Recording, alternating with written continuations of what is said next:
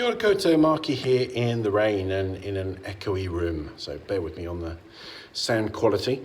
I want to talk about forgiveness. And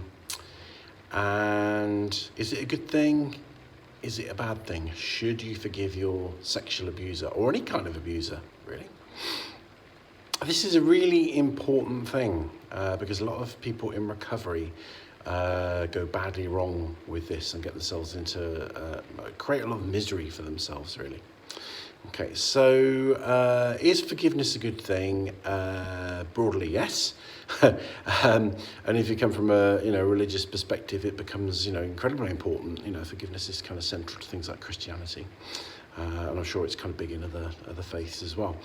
So and mystics like Emanuel Swedenborg talk about the importance of forgiveness and letting things go and all that kind of thing, and that forgiveness isn't really about the other person. It's an inner process that makes you feel better because you've let go of something. So somebody could be long dead, and you could still be holding that resentment against them. So being in a position where you're holding hatred, resentment, anger, bitterness is, to put it very bluntly and to make a statement of the obvious, not nice. It's not a nice place to be. But, and this is a big but, lots of people, how can I put this? These feelings are unpleasant, but they're kind of normal and they're healthy. Okay, so what I often say is people who are experiencing all kinds of symptoms following on from abuse are experiencing a normal reaction to an abnormal event. Okay, so it wasn't normal, it wasn't okay for you to have been abused, whether it's sexually or otherwise. Okay, that is a really bad thing. That is a really terrible thing that happened to you. Okay, so it's kind of natural and normal to feel all those strong feelings as well. Do you want to hold on to those for the rest of your life? Probably not, okay. But there is a process involved for moving through these difficult feelings, okay. And usually people that have been sexually abused, their first kind of feeling is, or the first level that they're at, and I'm speaking here from the point of view of a therapist, counsellor that's been working with a lot of abuse survivors. It's been one of my big specialisms. So first of all, people experience they experience a mixture of denial and confusion and minimalisation. Okay, and usually they're not in touch with the anger and the full enormity of the strong emotions that are there. Because what we do as human beings is we find different ways to avoid feeling those strong emotions. Okay. Now, by going into them fully, we move beyond them. Okay, and that's part of the healing process. And that has to be done very carefully, and people sometimes get the wrong idea about that kind of thing.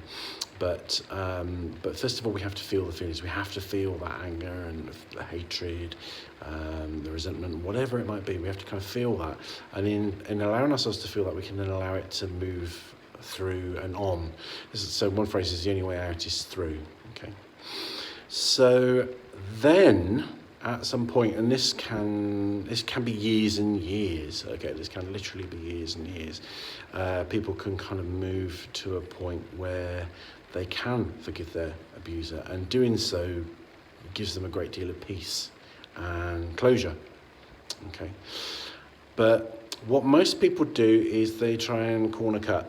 Okay, they try and get to the nice, comfy, fluffy forgiveness bit before they've allowed themselves to clean out the cupboard of all the anger and all the really difficult feelings. Okay, and if you do that, what happens is you might feel nice for half an hour, but then you're going to start to feel really bad again, and then you might even feel even worse because you've still got this anger and bitterness and hatred, maybe vengeful thoughts and feelings, and you've just told your abuser that you've forgiven them.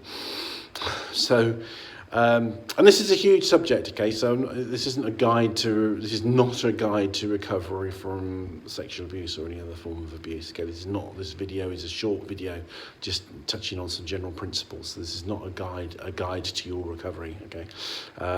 But it's a very kind of snapshot look at how forgiveness fits into the bigger picture of recovery, okay? So in short, yes, forgiveness can be good. Rushing into forgiveness is often one of the biggest mistakes that people make, and it will set your recovery back. It may be that you never reach a point where you feel ready for forgiveness, and that's okay. You have permission not to forgive, okay? And I would never push anyone in the direction of forgiving. It's a very personal thing, and it has to come when the time is right, if it does indeed come. You're quite within your rights never to forgive. That is okay, you are allowed, okay?